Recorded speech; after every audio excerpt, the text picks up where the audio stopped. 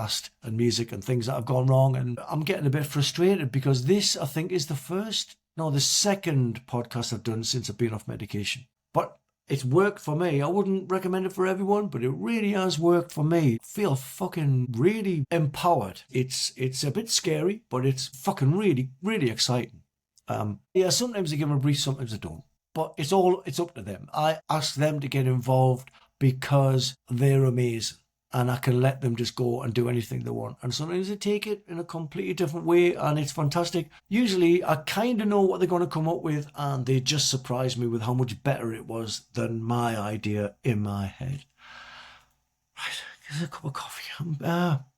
Real life is fucking weird. It's better than medication. Medicated life is a con. It's just vanilla. And I like vanilla, but I like, you couldn't just live on custard. But yeah, this is fun. It's a trip. It's a fucking trip. But I've been doing a lot of work on myself, and I'm kind of at the stage where I'm ready for the next stage. I'm happy with myself. I'm happy with the decisions I've made. I'm happy where I am in my life, and I'm ready for the next stage. So mind, body, and spirit. I think I've got my mind and my body in a good enough place now where I can just keep working on it, and it's going to get better, but I'm happy with the progress. Spirit, that's a new one, isn't it? I want to go and start exploring consciousness, start exploring the next dimension. And this involves DMT, which I've never really done. I think I've took DMT before when I wanted to get high, and it's probably been awful. But I'm going to start getting involved in consciousness exploration and see what's going on there, because I think it's,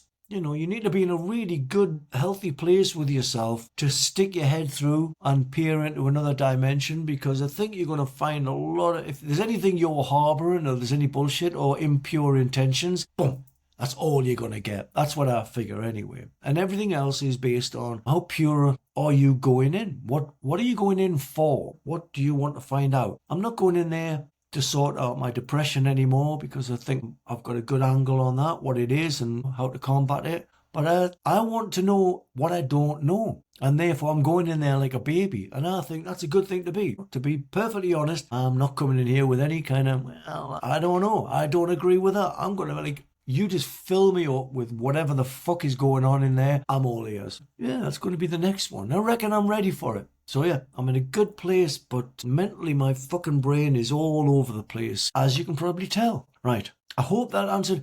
I don't feel like I'm answering any of these questions properly, but I hope that you don't mind. You know what it is? I haven't got my fucking thing on. That's what it is. If I don't put this thing on, I feel like I'm kind of trapped in limbo. So I'm having it on, and I know that we're halfway through, and it's far too fucking late, but I'm still going to do it for my own peace of mind. You can't even see it anywhere. Colin Tosh. I love the band performance on the Tim Smith Live in the Studio film. Can you talk about that project, and would you consider filming something similar, like a rehearsal for the next EP? Well, the next EP is already being rehearsed and recorded, so no, Colin Tosh. But I don't know if you saw the album rundown, but I revealed a few home truths about the Tim Smith thing, in as much as it wasn't live in the studio. I was live, the vocals were live, and the lead guitar was live. So my guitar was live and my vocals were live and the drums were live and everything else was mimed. We just used takes from, when you record an album, there's loads and loads of guitar tracks and they're hidden behind other tracks when you record digital, as we do now. So you can pull another performance and it sounds like a different performance, or it sounds like a fresh take on the album performance. But CG was miming the guitars and the vocals, Scott was miming the guitar and the vocal, Rich was playing the drums live, I was playing the rhythm guitar, was mimed, I think. It couldn't mime the vocals and pull it off as being live. So the vocals are all live. And any lead guitars or any riffs where you can see the guys playing, they had to be done live. Would I do something like that again? No, I don't think so. It was fun, and I wanted to look like we were having it in the studio, like, but it wasn't live, and I don't think I would like to do something like that again. I'd like to do something live with the band, but I'd like to do one of these tiny desk concerts. Is that what it's called? Something like that. That was us just setting up and playing in a way that we wouldn't do on stage. So not necessarily an acoustic performance, but just something that was just a little bit different, just so you could showcase the harmonies, because the voices in the band are really strong. And it's funny enough, I was listening to a couple of the practice things for the album that we did in this living room, this very room here, all sat around, Charles on a cajon and us on acoustic. I just got a fucking midgie in my eye. That's all right. You know, when midgies bite you, it's, I think I said this, didn't I? They're females. What's that about? Yeah, I had to listen to some of the rehearsals of the song, and they sounded fucking amazing. It didn't sound like acoustic. It sounded like, fucking hell, that sounds amazing. Wouldn't you know it? This fucking egg timer stopped working. Am I in a fucking weird simulation? Things feel fucking weird right now.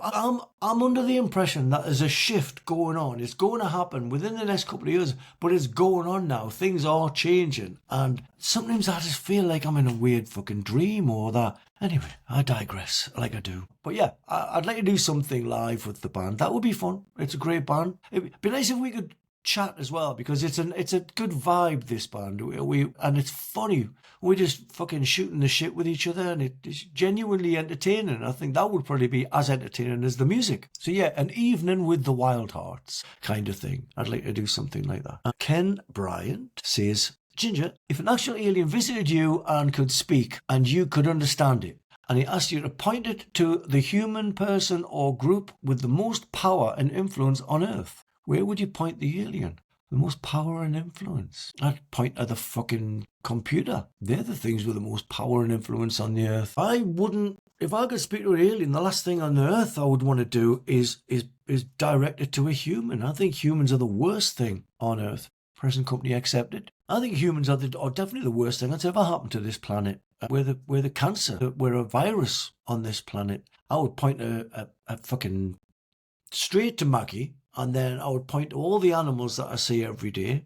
I say, there's the common sense. There's the stuff that's really sorting it out. They've got their shit together, and they're doing it consistently, and they're not trying to fuck over each other, trying to get it done. They kill each other every now and again for food, and then they leave them alone. And I think humans are the fucking worst thing on this planet, and it just seems to get progressively worse. They're a rotten bunch. They have no standards, for the most part, and I'm not talking about us. I think there's a minority, and I do believe it's a minority, because I think human beings on the majority are just lazy, and lazy people fall into these kind of negative states, negative behavioural patterns. So I don't think people do things against the natural flow of things because they're evil. I think they do it because they're just fucking stupid. There are good people. I do believe there are good people, but you never know who someone is. We were screwed over by one of our people the other day that I really had high hopes for, and they just turned out to be another opportunist, self-serving, greedy, corporate wannabe wanker.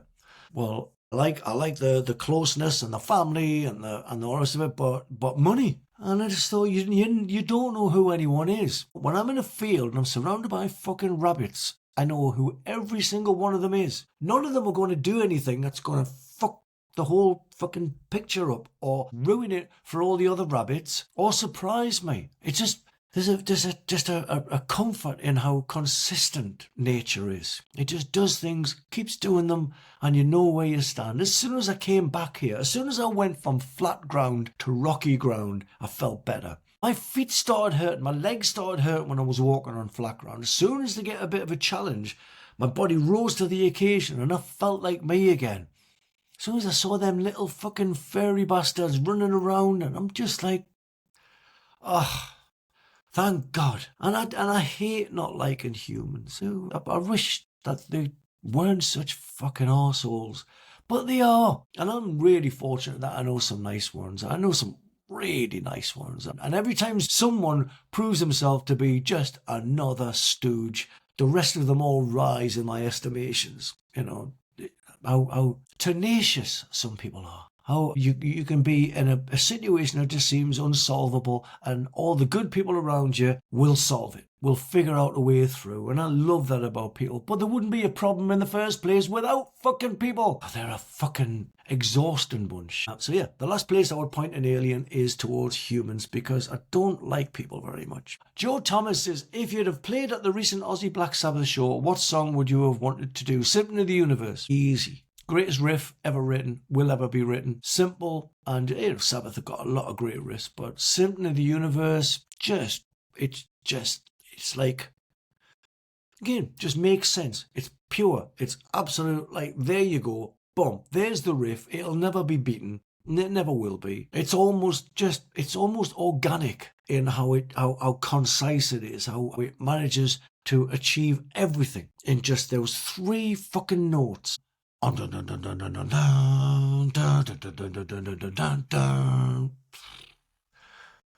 like nature. It's mighty in its purity, purest form. The greatest riff ever written. That's the one I would have done. But this is that's another thing that happened since the last time I was here. I came home and Ozzy wasn't there anymore. And it was weird. I went to spend some time with my family, and we got a nice takeout meal, and we thought, what can we watch on the telly? And we put an Ozzy Osbourne documentary on, and it was Ozzy Osbourne, quite old as well. It was 15, 20 years old. He was 60 when it was recorded, and he was in no danger of dying or anything. So it was just Ozzy Osbourne, and it was just what a cunt he was. The whole documentary was, his family were all in it and everything, and just talking terrible stories about Ozzy Osbourne, none of which you would have seen when he was dying. Obviously, Ozzy Osbourne, he's a fucking maniac. He didn't just go around doing nice things to people. He was also a psychopath. And there's no Ozzy now. And everyone just goes like, this, the only person in the history of music that everybody likes, and no one's got a bad word to say about. I'm like, no, everyone likes him, but plenty of people got bad things to say about Ozzy. He tried to strangle his wife and ended up in prison. Remember? No, you don't, do you? You remember that Hulk Hogan called someone black once or something? People's selective memory is fucking hilarious. I love it. It's like, human beings, we're all fuck ups. None of us are perfect. Stop trying to fucking deify people. Well, yeah, it's going to be a lonely world without Ozzy, and not because he was a fucking a saviour of the puppies, but because he was an actual maniac. And there's no maniacs anymore. He was old, and he hasn't been a maniac for a long time. And I think it was just a beautiful thing, the way that he managed to hold off. And there's been a lot of that around. People dying in a way that they want to die. Almost, orchestrating their own death. I love that. I find death very, very beautiful. And I know this is not a very popular take, but I do. I find that death is, it can be a very beautiful thing. I have no idea what the fucking hell, my brain today. I have no idea what the question was, but yeah, there you go. Do you think that guitars should be recorded with real amps? Yes. The end. Personally, I think I can hear the difference between a plug-in and a real amp. And I'm interested in your take on it. I don't think there is that much of a difference. I think it's down to the player. It's also down to how you play it. There's a way of tuning guitars to record. Most people tune the guitar so it's exactly in line, and then they play the guitar, and then the sum of those guitars on top of each other is the sound of what you hear. But that's not guitars in tune. That's guitars in tune with a tuner. People like me who've been recording guitars for a long time record guitars to the chord. So you're playing open chords or you're playing bar chords. You tune the strings slightly, usually slightly flat. So you know how you play, how you perform, and how sharp you can pull it. A lot of the chords have different kind of tuning, intonation kind of things. I'm not sure the correct term, but you can play a chord in tune only if it's flat. You can't play a guitar that's sharp in tune. Does that make any sense? So yeah, a lot of the time you hear guitars. I can hear when guitars are tuned to a computer. I can also hear when someone's playing the guitar in the way that they play. I can hear someone's style. It's a rhythm guitar thing. Lead guitarists won't really know what I'm talking about because it doesn't make a lot of difference when you just.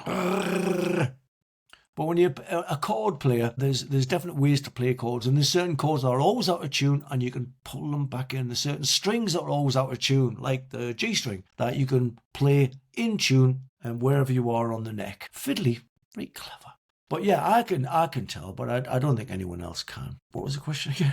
But yeah, I do think you should record using real amps and real speakers. Feedback's a great thing. You can't get feedback unless you're standing next to you. I imagine some bands just go and find some feedback online and slip it into the song. But I like to know that I'm feeding back on the chord I'm coming in on, based on what I'm coming out from. Things like that. So I definitely think I can tell the difference, but I'm not sure anyone else can, which is a shame, really, because the best thing about... See, guitars don't make any sense. The 6 strings being in tune with each other, technically, mathematically, is impossible. Doesn't make any sense. There's so many variants on how it can go wrong. Now, a guitar being in tune with itself to the ear is one thing. In tune with itself to a tuner and being in tune on the ear and sounding in tune with the track, virtually impossible. You put a guitar next to that, it should sound terrible. It should sound dreadful. There's something about the harmony of guitars when they're out of tune that makes a beautiful sound, but it's a result of being out of tune. And I think the most beautiful things with vocals on record is when they're slightly out of tune with each other. You listen to any albums from the 70s, people are still tuning from a fucking harmonica. They're tuning the guitars and singing without any pitch fucking benders or plugins that put your voice in tune. And on the last album, there's no tuning on anything. It's all fucking organic as fuck. And you can tell it just sounds... That's a reason why that band sounded better in the 70s. Records sounded better in the 70s. Because it's got a human shittiness about it. That's the beauty of music. It's the sound of emotions, human emotions, not computer emotions. The fucking digital world. I'd be fucking happy if all of this just dropped tomorrow. If they fucking turned everything off and left everyone to go feral. I'd be fucking well happy with that. Stephen Hines, you mentioned studying Stoicism. What books, videos, etc. do you recommend? None.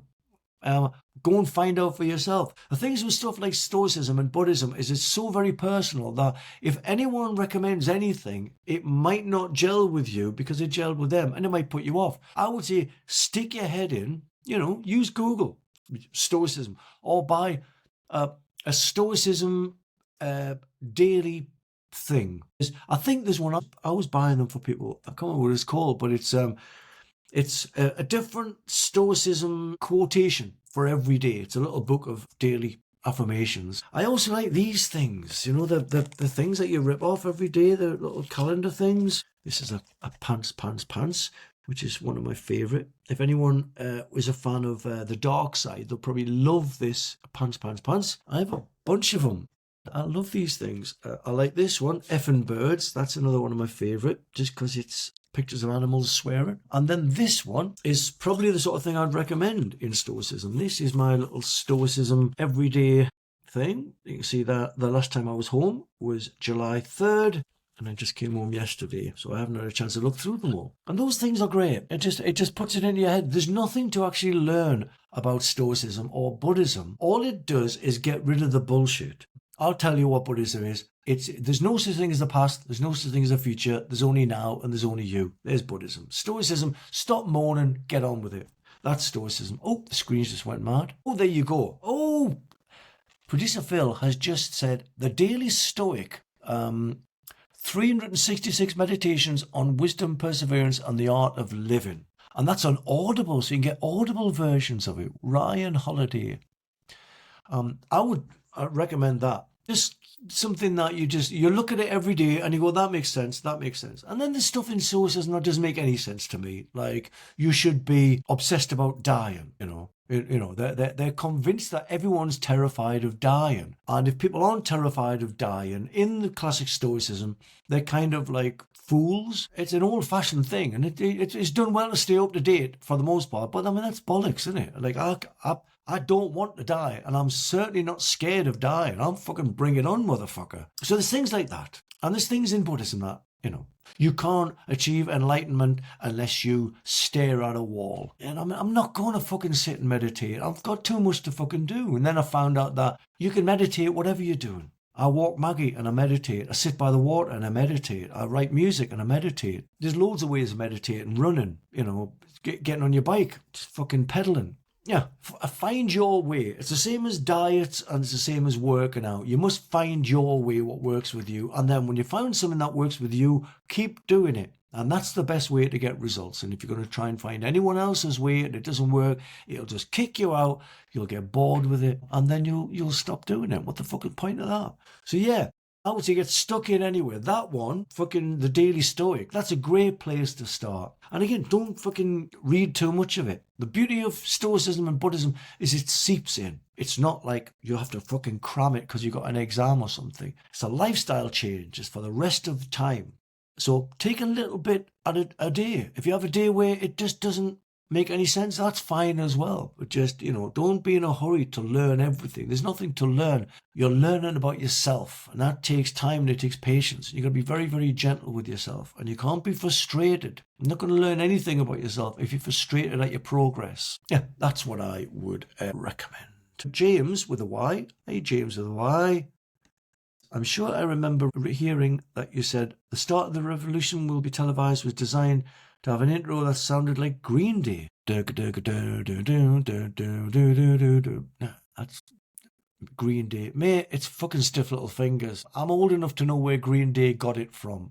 Green Day didn't invent anything. Good band, don't get me wrong, but nothing sounds like Green Day. It sounds like the fucking Clash or Stiff Little Fingers or the Buzzcocks. That's Green Day. Are there any other intros, songs that are written to sound like other bands? I was actually going to say, no, of course there isn't, but I would be full of shit because every intro I write is meant to sound like Sweet. Even if it doesn't, even if it's heavy, or even if it's noisy, it still has the blueprint of Fox on the Run by Sweet. It's intro riff fully expanded into whatever the hook is. But every riff that I write is meant to sound like Sweet. There was something that Sweet invented that didn't exist before them, and they don't get any credit for it at all. And there's so many bands that get so much credit there, and it can make me feel a bit sad sometimes that Sweet don't get the credit, but I give them credit for it. But yeah, every song I write, I try to write with